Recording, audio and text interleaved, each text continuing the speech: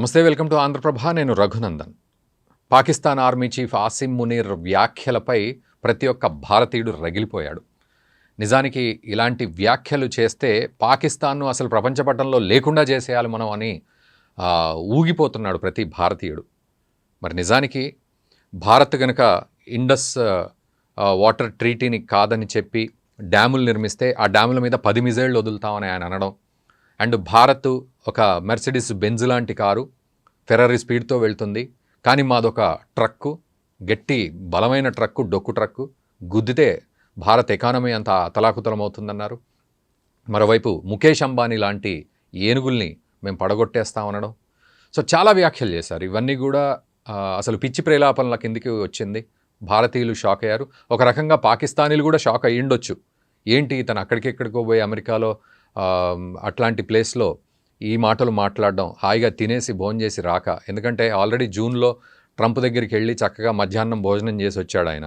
మరి అటువంటి పరిస్థితి లేకుండా ఎందుకు ఈ పిచ్చి ప్రేలాపనలు అన్న పరిస్థితిలో ఈవెన్ పాకిస్తాన్ వాళ్ళు కూడా ఆలోచించుండొచ్చు.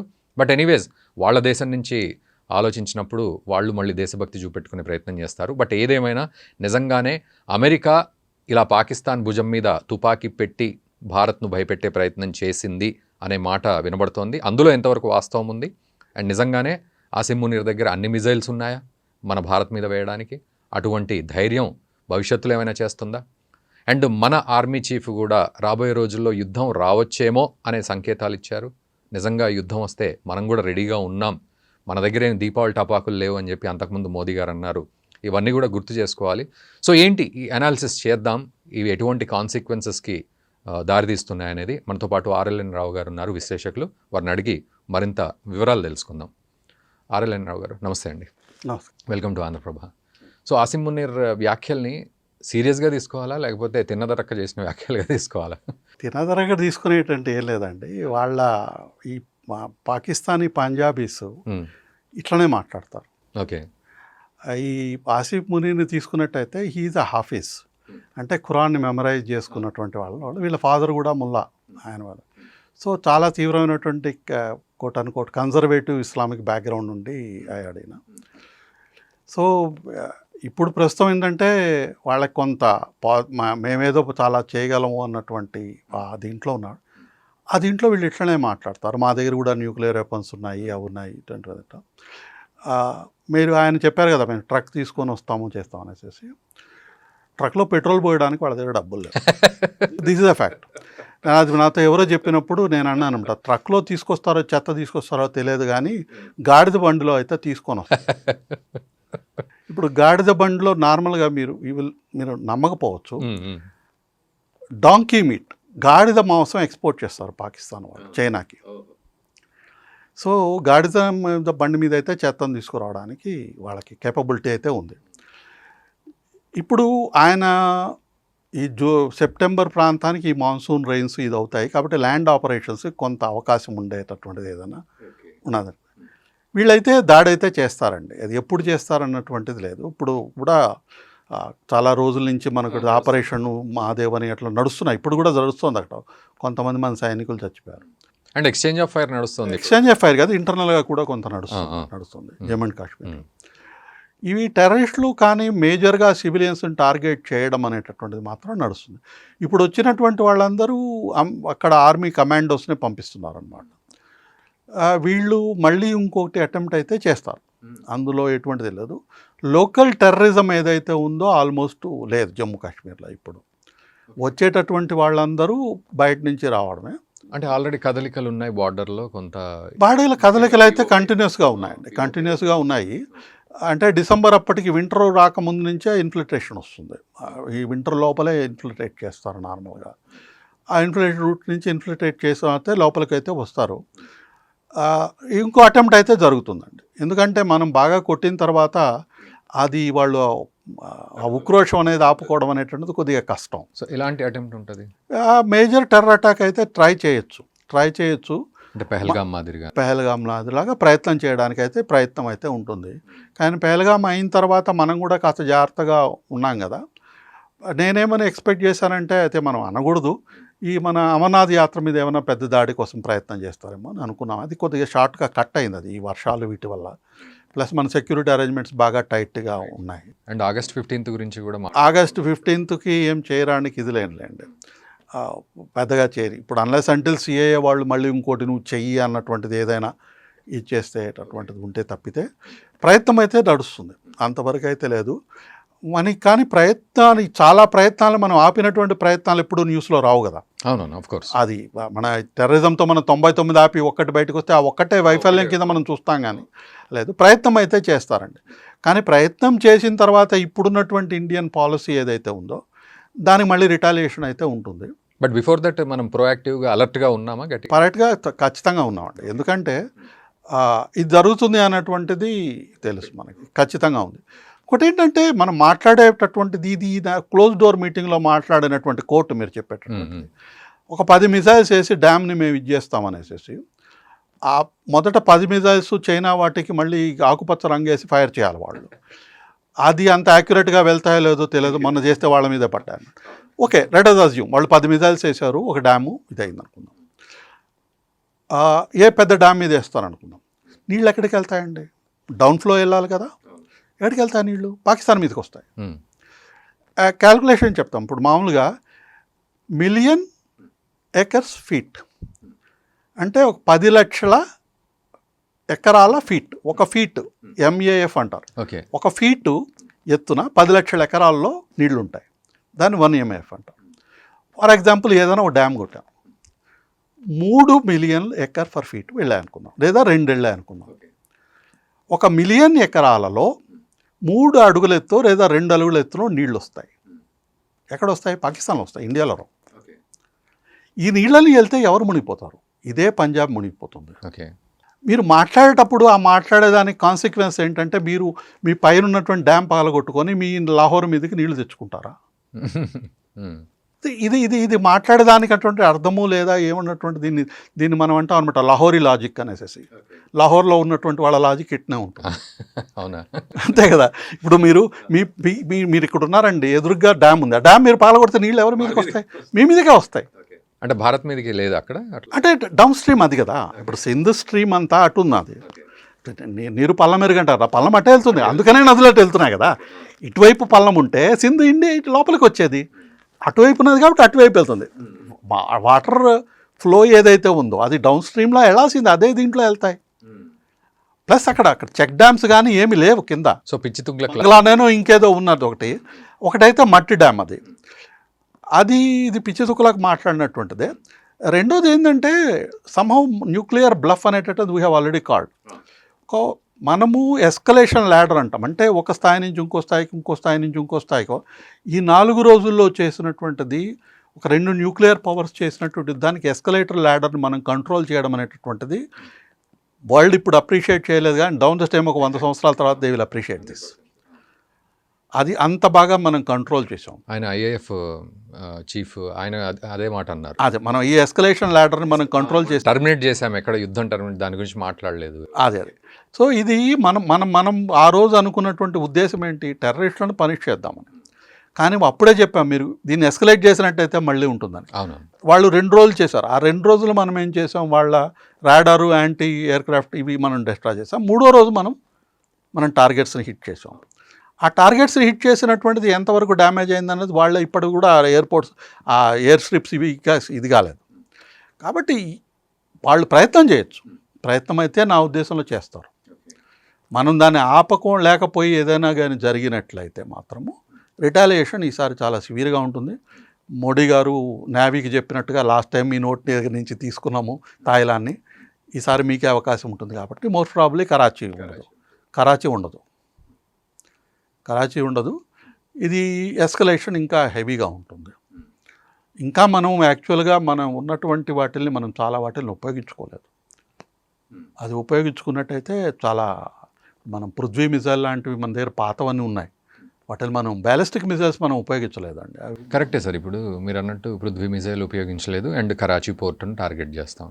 బట్ ఇక్కడ పాకిస్తాన్ రిటాలియేట్ అంటే ఒకటి ప్లాన్ చేయడము అనేది, అది ఉగ్రవాదుల ద్వారా జరుగుతుందా, దేశం ద్వారా జరుగుతుందా, ఎట్లా అర్థం చేసుకోవాలి?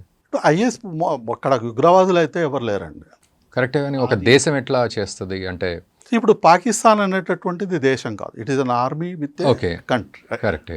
ఇప్పుడు ప్రష్యా గురించి ఇంతకుముందు చెప్పాను, it is not a country with an army but an army with a country. Okay. ఇప్పుడు పాకిస్తానీ ఆర్మీ అనేటట్టు కూడా ప్రొఫెషనల్ ఆర్మీ కాదు. పాకిస్తాన్ ఆర్మీ మోటివ్ మీరు వాళ్ళ వెబ్సైట్ చూసుకుంటారు, war in the name of Allah అనే సంథింగ్ లైక్ దట్ అని ఎవరో జనరల్ రాశారు, ఖురానిక్ వే ఆఫ్ కండక్టింగ్ వార్ అని. అవును, అవును.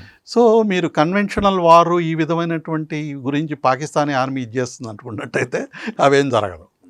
సో వాళ్ళు ఏంటంటే మీరు గమనించండి, 1947 నుంచి కూడా దూరంగా దూరదృష్టితో కాకుండా ఇమీడియట్గా ఏదో చేద్దామని వాళ్ళు ప్రయత్నం చేయడం, మన చేత దెబ్బలు తిని ఆగిపోవడము జరిగింది.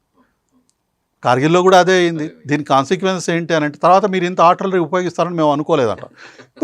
మీరు వచ్చిన తర్వాత మేము కొట్టమని ఎందుకు అనుకుంటారు మీరు? సో మీరు మమ్మల్ని బాగా కొడతారని మేము అనుకోవటం లేదంటే, మీరు స్టార్ట్ చేసినప్పుడు మేము కొడతాం కదా తిరిగి.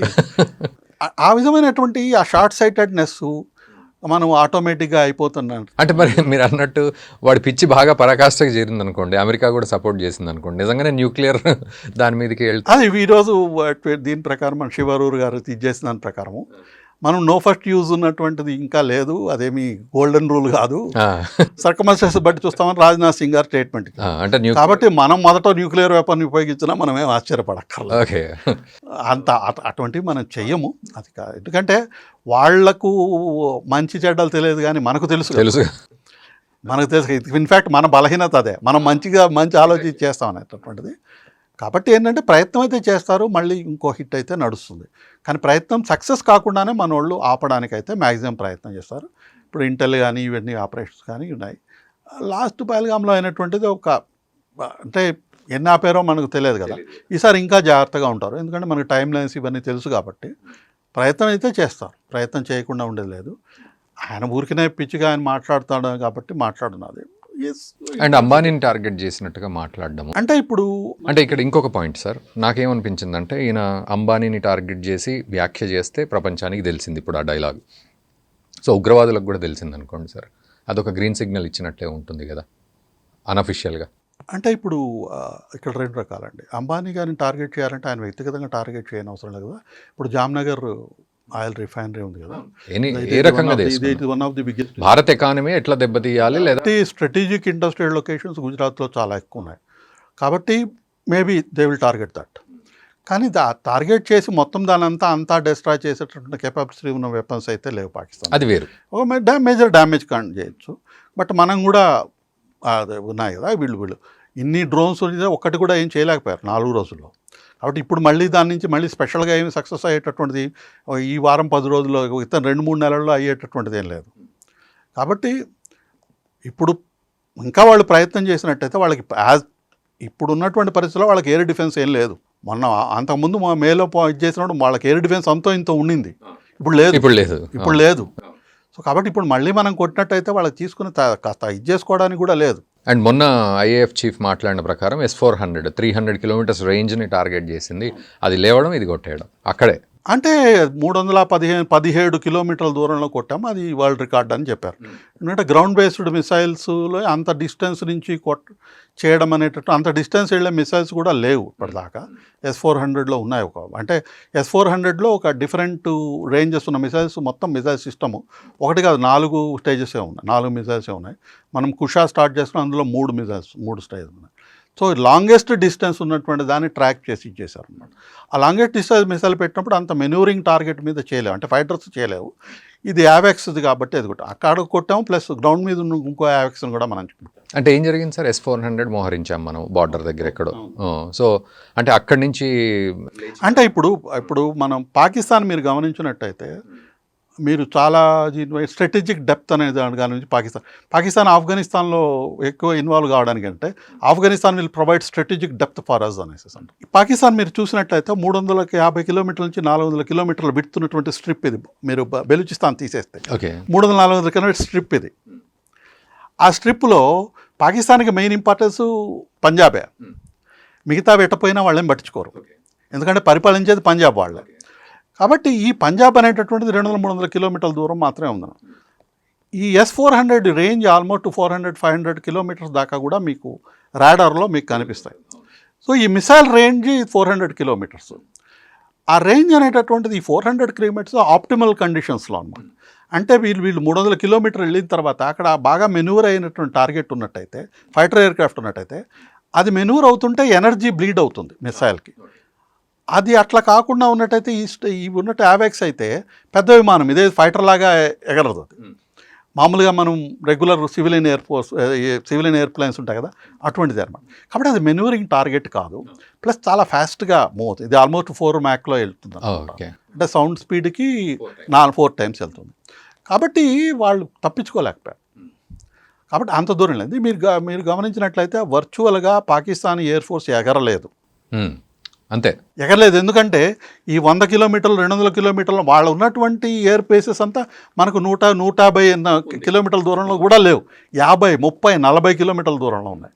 కాబట్టి ఆ రేంజ్లో మీరు ఏదన్నా పైకి వెళ్ళినట్టయితే మనం వర్చువల్గా S-400 అవన్నీ కంట్రోల్ చేయాలి. రేపు కుషా మనం పెట్టినట్టయితే కుషా కూడా కంట్రోల్. సో పూర్తి పాకిస్తాన్ కంట్రోల్ అవుతుందా ఇక్కడ?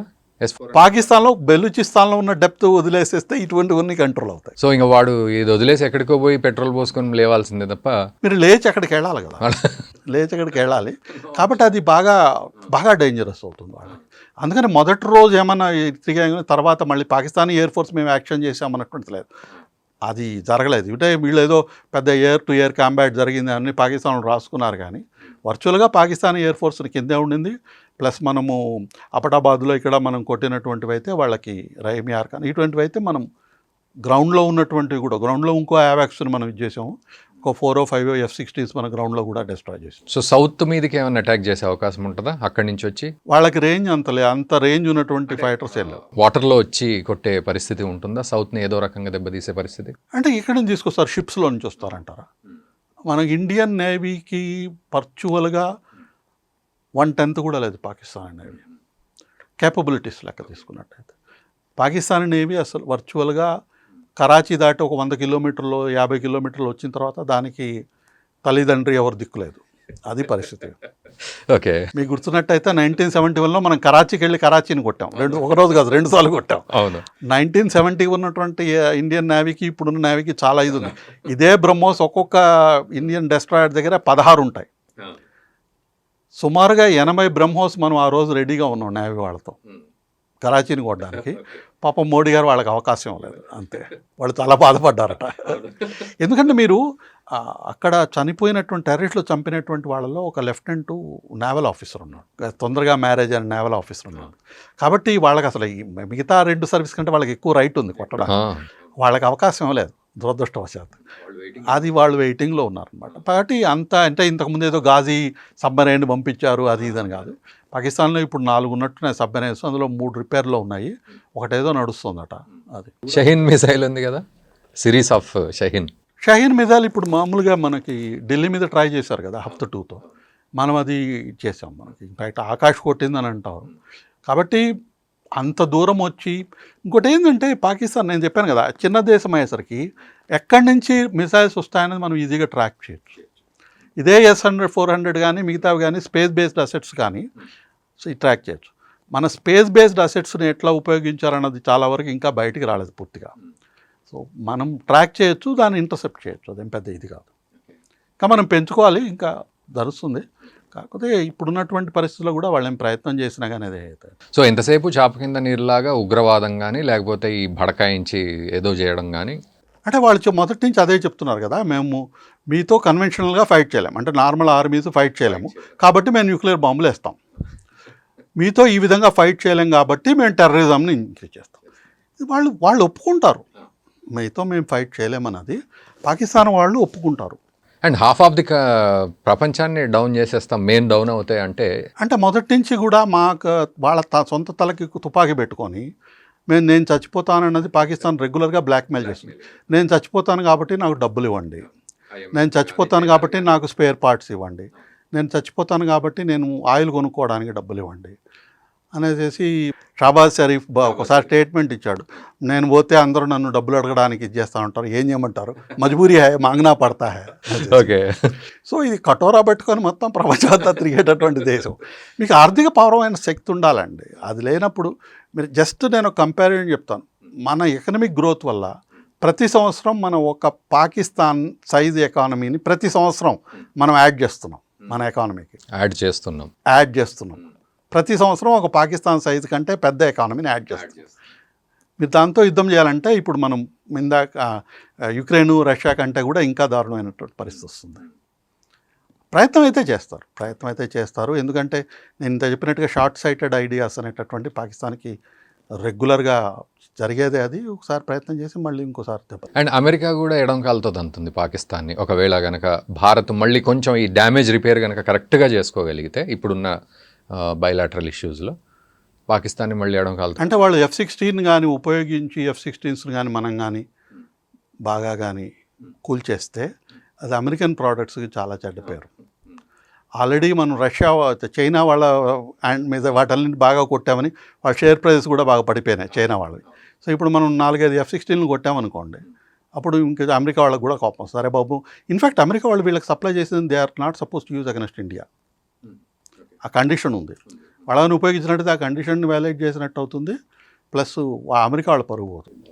కరెక్ట్. కానీ బిఫోర్ దట్ ఓన్లీ అమెరికా ఇప్పుడు మా పాకిస్తాన్ వాడి భుజం మీద తుపాకి పెడుతుంది కదా. అది పెడుతుంది.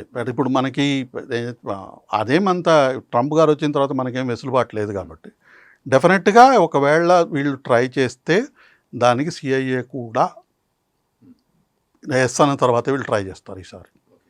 పోయినసారే కూడా అట్లా అనుండొచ్చు అనేమో ఉండదు అనుకుంటాం. బట్ మనకి దానికైతే ఈసారి మాత్రం అమెరికా CIA ఎస్ లేకుండా మాత్రం అయితే ట్రై చేయరు. ఓకే. అండ్ ఓవరాల్గా సార్ ఫైనల్గా భారత్ అయితే ఒక మాట చెప్పింది పాకిస్తాన్కి దొరికే ఇండస్ వాటర్ ట్రీటీ విషయంలో మీరు మాకు ప్రామిస్ చేయండి, ఉగ్రవాదాన్ని మేము ఏ రకంగా కూడా భారత్లోకి ఎంటర్ కానివ్వము అనే ప్రామిస్ చేస్తే మళ్ళీ చర్చించుకుందాం, దాన్ని ఇష్యూ క్లోజ్ చేద్దామని. బట్ అది రియల్గా పాసిబుల్ ఉంటుందా? అంటే ఇప్పుడు ఇండస్ వాటర్ ట్రీటీలో తీసుకున్నట్టయితే ఆ రివర్ బేసిన్లో ఉన్నటువంటిది క్యాచ్మెంట్ ఏరియా ఇండియాలో 40% ఉంది. పాకిస్తాన్ అంటే ఇంక్లూడింగ్ పాకిస్తాన్ ఆక్యుపైడ్ జమ్మూ కాశ్మీర్లో కలిపి 60% ఉంది. మనము అట్ ప్రజెంట్ 20% మనకి, 80% వాళ్ళకు ఉంది. మనం ఇది ఇప్పుడు ట్రీటీ అయితే తీసేసాం. అంతకుముందు మనం ఒక 3 లెటర్స్ రాసాం వాళ్ళకి, 3 సార్లు ఏమో రాసినట్టున్నాము. ఇది రీనెగోషియేట్ చేయాలి అనేటటువంటి దాని మీద. అది వాళ్ళు దాన్ని ఇగ్నోర్ చేశారు వాళ్ళు. ఇప్పుడైతే ఈస్ట్ ట్రీటీనే రెస్టోర్ చేసేది అయితే లేదు, నెగోషియేట్ చేయాలి. నెగోషియేట్ చేయాలంటే వారు టెర్రరిజం ఆపాలి, అప్పుడు మనం నెగోషియేట్ చేస్తాం. ఇప్పుడున్నటువంటి ప్లాన్స్ ప్రకారము ఈ ఎగ్జిస్టింగ్ ట్రీటీలో మనకైతే ఏదైతే ఉన్నాయో దాన్ని ఉపయోగించి కట్టాల్సిన ప్రాజెక్ట్స్కి కూడా పాకిస్తాన్ పర్మిషన్ కావాలి. ఇప్పుడు మనం పాకిస్తాన్ పర్మిషన్ ఇగ్నోర్ చేసుకొని మన పాటికి మన పని మనం చేసుకుంటున్నాం. ఎందుకంటే ఈ ప్లాన్స్ చాలా సంవత్సరాల నుంచి ఇన్ ప్లేస్ ఉన్నాయి. 30 సంవత్సరాల నుంచి 40 సంవత్సరాల నుంచి కూడా ప్లాన్స్ ఉన్నాయి. ఆ ప్లాన్స్ అన్నింటినీ మనం ఉపయోగించుకుంటాం. అదైతే నడుస్తుంది. కానీ ఒకవేళ గవర్నమెంట్ రీథింక్ చేస్తే ఇది చాలా సీరియస్ ఇంప్లికేషన్స్ ఉంటాయి. ఆ రీథింక్ చేసినట్లయితే మొత్తం 40%ని మనం ఉపయోగించుకోవడానికి ప్రయత్నం చేసినట్లయితే పాకిస్తాన్లో ఉన్నటువంటి వాటర్ సప్లై ఏదైతే ఉందో దాంట్లో 20% తగ్గుతుంది. అంటే వర్చువల్గా పాకిస్తాన్లో అగ్రికల్చర్ చాలా దెబ్బతింటుంది. ఎందుకంటే పాకిస్తాన్లో ఈవెన్ 1960లో చేసిన కెనాల్స్ తర్వాత కూడా కెనాల్స్ మెయింటెనెన్స్ కూడా లేదు. అక్కడ అగ్రికల్చర్ మీద పెద్ద ఇది లేదు. మొత్తం ఫ్యూడల్ సొసైటీ కాబట్టి అంత ఇది లేదు అక్కడ. సో ఈ 40% మనం ఉపయోగించుకున్నట్టయితే అక్కడి నుంచి తీసుకొని డౌన్ స్ట్రీమ్ పంజాబ్కి, రాజస్థాన్కి, మన ఎగ్జిస్టింగ్ ఆల్మోస్ట్ కచ్ దాకా తీసుకెళ్ళచ్చు.